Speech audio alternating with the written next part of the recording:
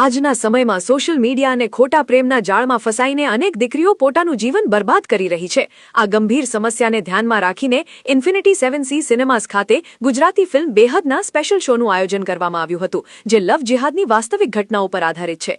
કરુણા ચેતના trust અને ભાજપ યુવા મોરચાના સહયોગથી આયોજિત આ કાર્યક્રમમાં શહેરની સાથે સાથે ગ્રામીણ વિસ્તારની મહિલાઓએ પણ મોટી સંખ્યામાં હાજરી આપી હતી। ફિલ્મનું સ્ક્રીનિંગ પૂર્ણ થયા બાદ મહિલાઓ અને દીકરીઓ સાથે વિશેષ સંવાદ કાર્યક્રમ પણ રાખવામાં આવ્યો હતો, જેમાં તેમને સામાજિક દૂષણો અને સાવચેતીના પગલાં અંગે માર્ગદર્શન આપવામાં આવ્યું હતું। આયોજકોનું કહેવું છે કે ફિલ્મ બેહદ સમાજમાં બનતી કેટલીક કમનસીબ ઘટનાઓ પરથી પ્રેરિત છે, જે દીકરીઓને સાવધ કરવા માટે એક અરીસાન સમાન છે। આ પ્રકારના જનજાગૃતિ અભિયાન દ્વારા મહિલાઓમાં આત્મવિશ્વાસ અને સાવચેતીની ભાવના કેળવવાનો પ્રયાસ કરવામાં આવ્યો છે। ફિલ્મના માધ્યમથી સમાજને એક મજબૂત સંદેશ આપવાની આ પદ્ધતિ હવે અન્ય સામાજિક સંસ્થાઓ માટે પણ પ્રેરણા બની રહી છે। શું આ પ્રકારના પ્રયાસો ખરેખર યુવા પેઢીમાં જાગૃતિ લાવશે, તે સમય જ કહેશે।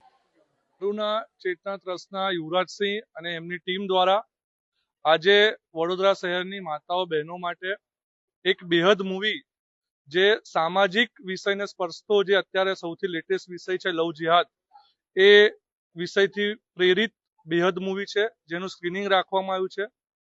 આ જે ટ્રસ્ટ છે અને યુવરાજસિંહ એમની ટીમ અને દરેક યુવાનનો જે એક હેતુ હોય, એક ઉદ્દેશ હોય કે અત્યારનો જે લવ જિહાદનો કિસ્સો છે એ સમગ્ર માતાઓ બહેનો સુધી એ વિષય પહોંચે, આ વિષયથી એ લોકોને જનજાગૃતિ થાય।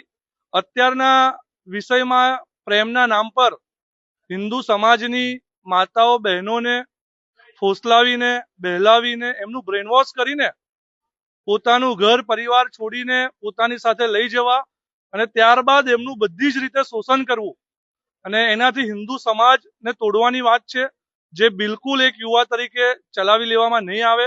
એની જનજાગૃતિ માટેનો આજે વિષય છે। આપ જોઈ શકો છો, મોટી સંખ્યામાં માતાઓ બહેનો આ સ્ક્રીનિંગમાં જોડાયા છે। અમને પૂર્ણ વિશ્વાસ છે કે આ મૂવી જોયા બાદ આ માતાઓ બહેનો ચોક્કસ આ મૂવીથી પ્રેરાઈને એમના સંપર્કમાં બીજા જેટલા પણ બહેનો હશે એ લોકો સુધી પણ આ વિષય પહોંચાડશે, ને આવા જે ઉપદ્રવ્યો છે કે જે હિન્દુ સમાજને તોડવાનું કામ કરે છે, એવા લોકોથી ચોક્કસ દૂર રહેશે, એવો અમને વિશ્વાસ છે।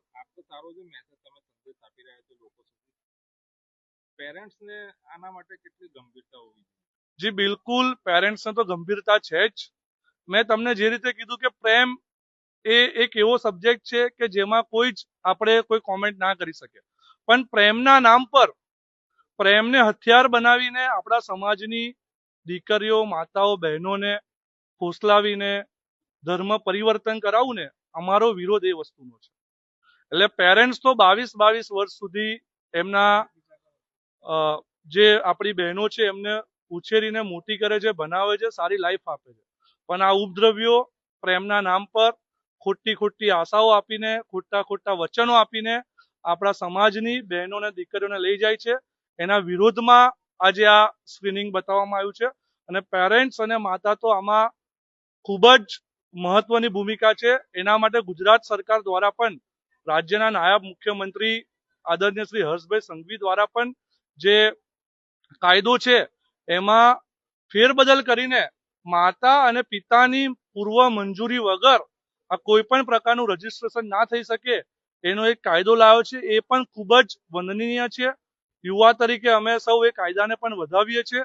આવા સતત જે સમાજમાં પરિવર્તન આવશે તેનાથી ચોક્કસ સમાજની માતા બહેનો ચોક્કસ પ્રેરણા લેશે, અને આ જે દૂષણ છે એને 100% પૂરું થશે। સરકાર તો સારું છે, કાયદા બનાવે છે, સોશિયલ મીડિયાના યુગમાં અમુક ફેક આઈડીથી દીકરીઓ ફસાય છે, એના માટે હવે સરકાર કઈ આગળ આવશે? જી બિલકુલ, સોશિયલ મીડિયા એ અત્યારે એના ઘણા બધા સદગુણો પણ છે અને એની સામે જ ઘણા ગેરલાભો પણ છે। આપે કીધું કે ફેક આઈડીના નામ પર અત્યારે સોશિયલ મીડિયા એક એવું માધ્યમ છે કે કોઈના બી પરિચયમાં આવવું હોય તો એ સૌથી ઇઝી પ્લેટફોર્મ છે। કોઈ બી વ્યક્તિના પરિચયમાં આવવા માટે સોશિયલ મીડિયા સૌથી ઇઝી પ્લેટફોર્મ છે।